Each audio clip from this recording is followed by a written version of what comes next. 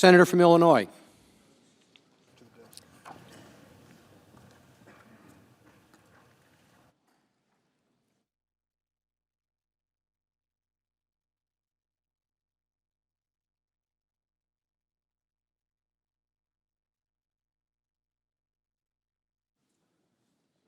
Thank you. The question from Senator Durbin is to both parties.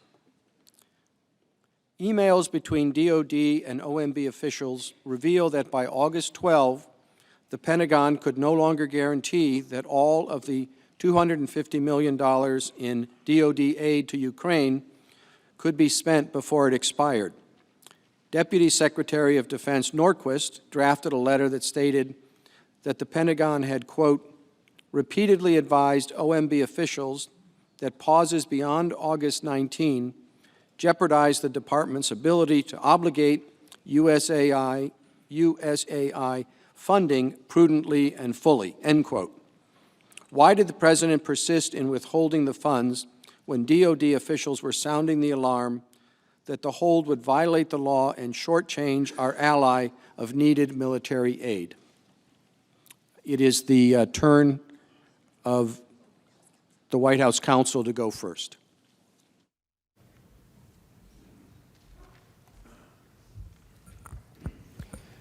Mr. Chief Justice, Senator, thank you for that question.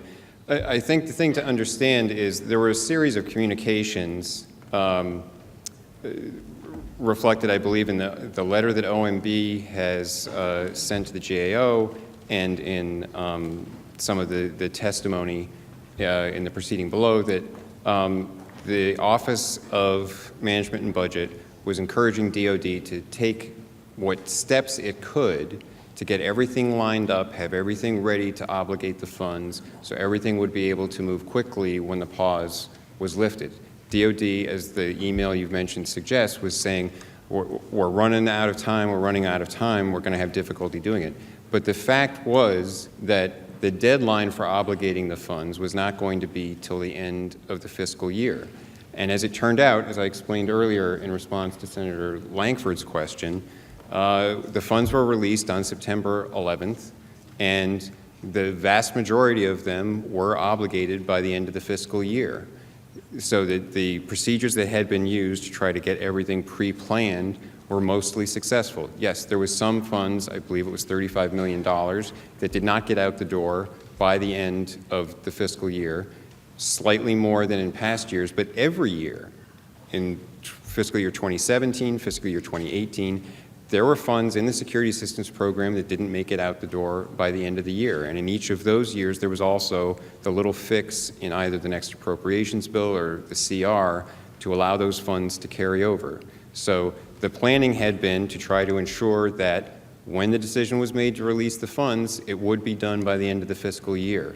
Not quite all of it got out the door, that's true, but there is always some that doesn't get out the door by the end of the fiscal year. Thank you. Thank you, counsel.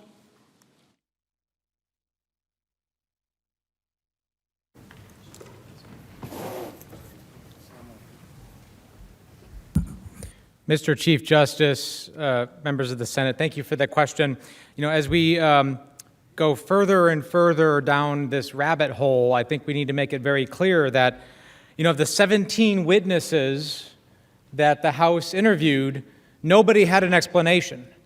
And yet, again, like last night, Mr. PHILBIN seems to know more than anybody else in the government, more than anyone in the Department of Defense, more than anybody in the Department of State, more than anybody in the OMB who had come forward with information about how exactly this happened. But again, here are the facts. OMB interviewed about an interagency process that they supposedly said was going on long after the interagency process had already ended.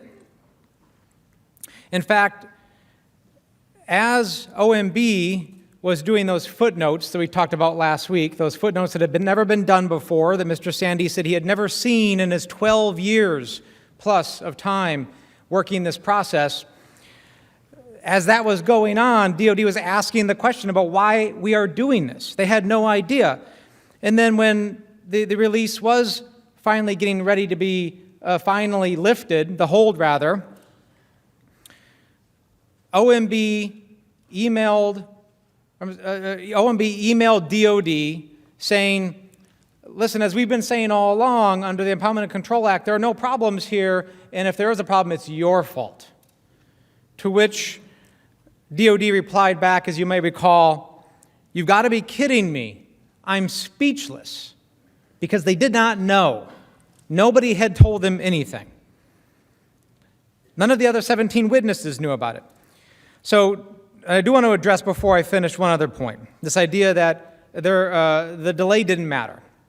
Listen, it doesn't matter if it was a 4-day delay, a 40-day delay, or a 400-day delay. Every delay in combat matters. Every delay in combat matters. And I will say, they talked about delays in the past. Well, in past years, there was about 3 to 6% of the funds unobligated because of unforeseen and legitimate reasons following the policy process. In 2019, 14% of the funds went unobligated for foreseeable and unavoidable reasons, because the president could have held them. And to this day, Thanks, Mr. $16 Manager. million Your is time has unspent. expired.